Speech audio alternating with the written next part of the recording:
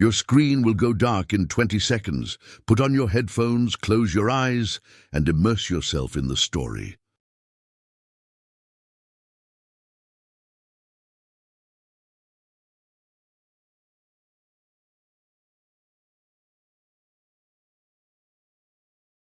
They had spent years trying to save a marriage that seemed doomed, but it would be a wild island, and the struggle for survival that would finally reveal the love that still existed between them.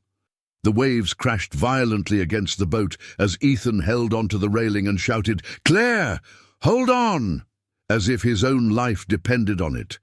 The water swallowed them before she could respond. Then only darkness. When Claire opened her eyes, all she could hear was the sea. The sun lit up the deserted beach, and the wind carried the salty smell of the water. She coughed, rolled onto her side, and expelled the seawater still trapped in her lungs. Her clothes were torn, the blue dress clinging to her skin. A few meters ahead, Ethan was also waking up. He blinked against the sunlight, staggered, and called out to her with a hoarse voice. "Claire," he said, almost breathless. She turned her face toward him and answered with difficulty, "Ethan?" He ran to her, knelt beside her trembling body, and touched her face gently. "You're alive." "Thank God," he murmured. She let out a small, ironic laugh, too tired to argue. "You never believed in God," she said. "Maybe I need to reconsider some things," he replied with a short smile. Even there, on the edge of the unknown, the old distance between them seemed to survive. But something was beginning to change, a more vulnerable, more open silence. With effort, they began exploring the beach. Tall trees surrounded the area, forming a natural wall that separated them from the island's interior.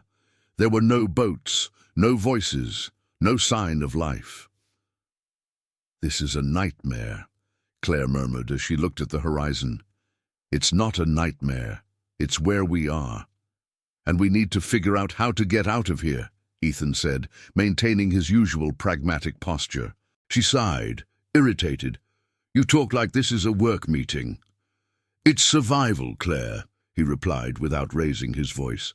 For hours they gathered logs, branches, and large leaves. Their hands trembled from the effort and lack of food.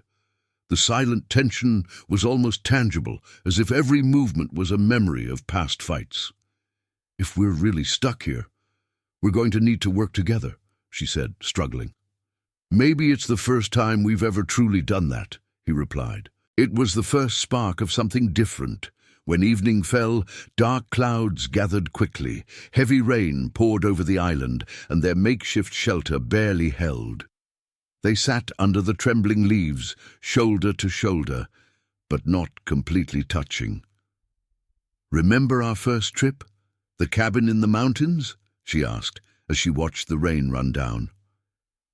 "I think so," he said. "You made hot chocolate and burned everything.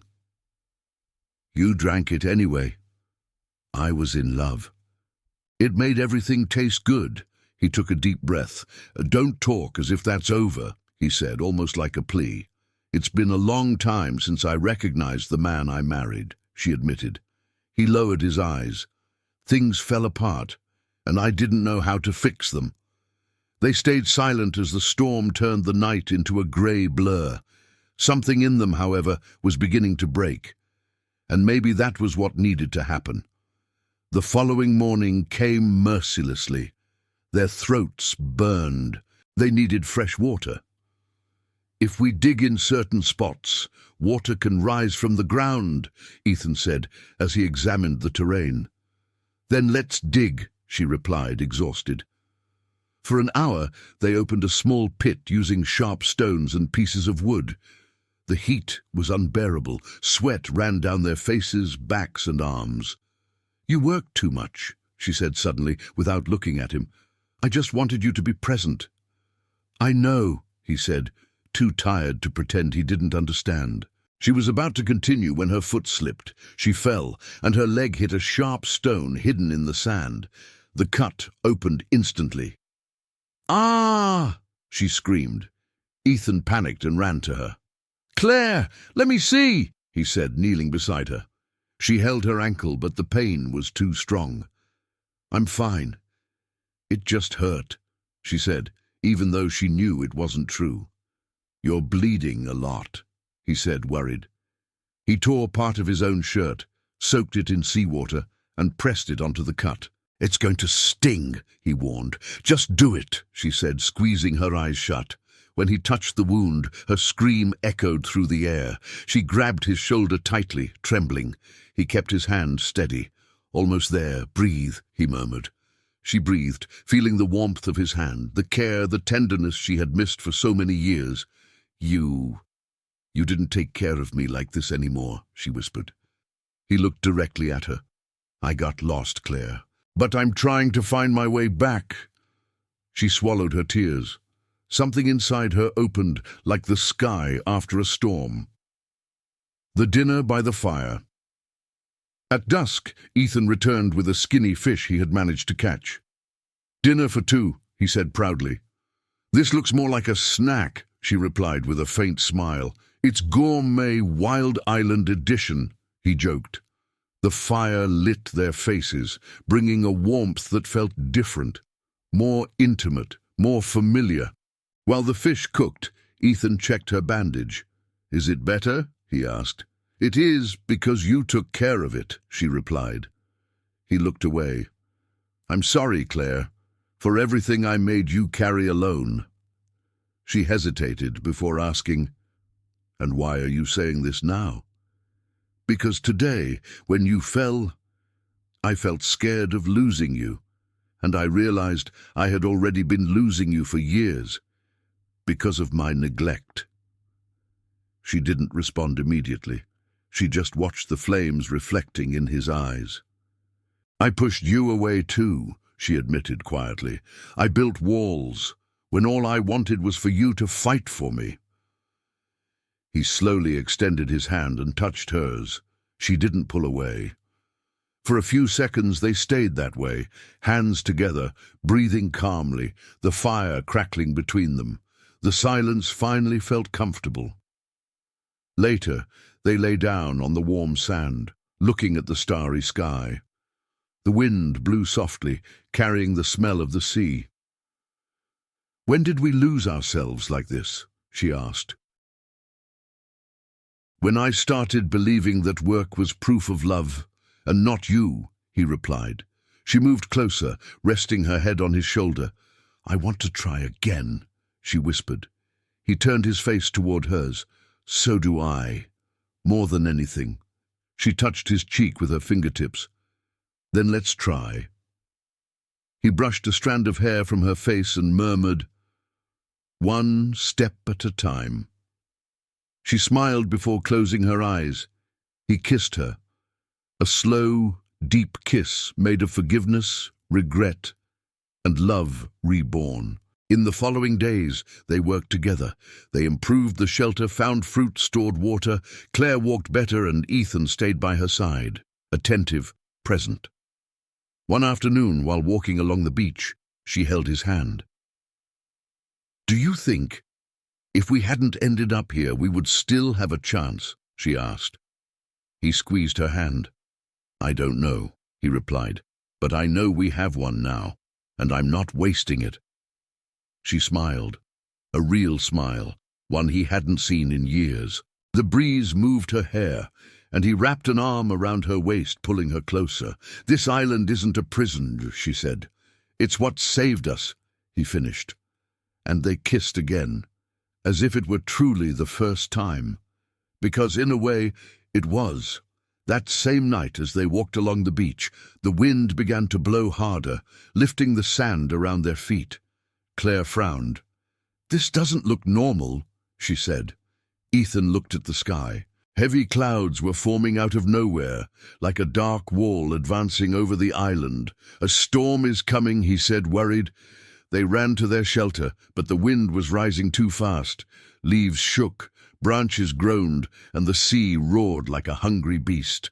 When the first thunder exploded, Claire clutched her chest. "Ethan, what if this destroys everything we built?" she asked, truly afraid. Then we rebuild. Together, he answered. But the storm wasn't interested in promises. A huge branch, ripped away by the wind, fell against the side of the shelter, destroying part of the structure. Claire stumbled and fell backward, screaming, "Ethan!" He ran to her, but another crack of breaking branches echoed in the darkness. "Claire, get up! We need to go to the rocks," he said. Claire tried to stand, but the old wound in her leg throbbed hard, and she collapsed again. I can't," she said, desperate. "Yes, you can," he insisted, pulling her by the waist and placing her arm over his shoulders. The wind nearly knocked them down as they fought their way toward a group of rocks that offered minimal protection. The rain fell violently, cutting their faces like icy blades. When they reached the small shelter between the rocks, Claire was trembling, struggling to breathe. "Ethan, you should have let me run alone. It would have been faster," she said, regretful. "I'm never leaving you behind again," he replied, pulling her closer and shielding her with his own body. The storm roared around them, but something inside them held firm. The next morning, the world still looked wet and silent. The storm had destroyed their shelter and scattered broken branches and leaves across the beach. "We'll rebuild," Ethan said. Claire gave a faint smile. "You never stop, do you?" she asked. "Only from losing you," he replied. They spent the morning gathering wood. Claire insisted on helping, despite the pain. But as Ethan dragged a heavy log, the sandy ground near the rocks gave way, revealing a deep recess. He slipped and fell, disappearing into a narrow crevice. "Ethan!" Claire screamed, her heart racing. She dragged herself to the edge and saw him trapped between the rocks, his shoulder injured, unable to climb out. "Claire, stay back. The stones are unstable," he said. "If you think I'm leaving you down there, you don't know me," she replied firmly. Ignoring the pain in her leg, she extended a long branch toward him. "Grab it," she ordered. He grabbed it, but the rocks trembled again. "Claire, if this collapses, you'll fall too," he warned. "I'm not losing you, not now. Hold on," she insisted, pulling with all the strength she had. He pushed with his good leg against a small ledge as she pulled with every ounce of energy. When he finally emerged, collapsing onto her in the sand, they both lay there, breathless. "You almost died," she said, tears in her eyes. "I promised I'd try, but you're the one saving us," he replied. She pressed her forehead to his. "I'm not letting you go. Never again." He cupped her face and said, "Claire, I love you." She took a deep breath before answering, "I love you too." It was the first time they had said it in years without fear. That afternoon, while they rested near the sea, a distant sound echoed in the sky, a familiar, impossible sound. Claire slowly lifted her head. "Did you hear that?" she asked. Ethan froze for a moment. Then the sound became clearer, rotor blades. "It's a helicopter!" he said in disbelief. Claire ran as best as she could to the open beach and waved her arms, shouting, "Here! We're here! Please!" Ethan grabbed a burning branch from the fading fire and swung it through the air. The helicopter dropped altitude. A strong light swept over the sand. Someone inside spoke through a megaphone. "We see you! Stay where you are!" Claire collapsed to her knees, crying. When the rescue team landed, 2 rescuers rushed toward them. "You two are incredibly lucky," one of them said.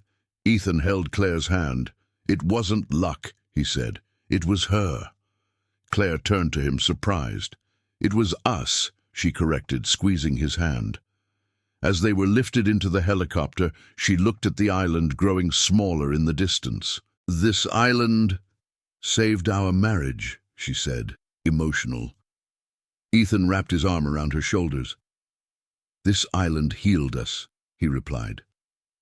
She smiled, resting her head on his chest as the helicopter flew away. For the first time in years, they weren't running from each other. They were going home, together.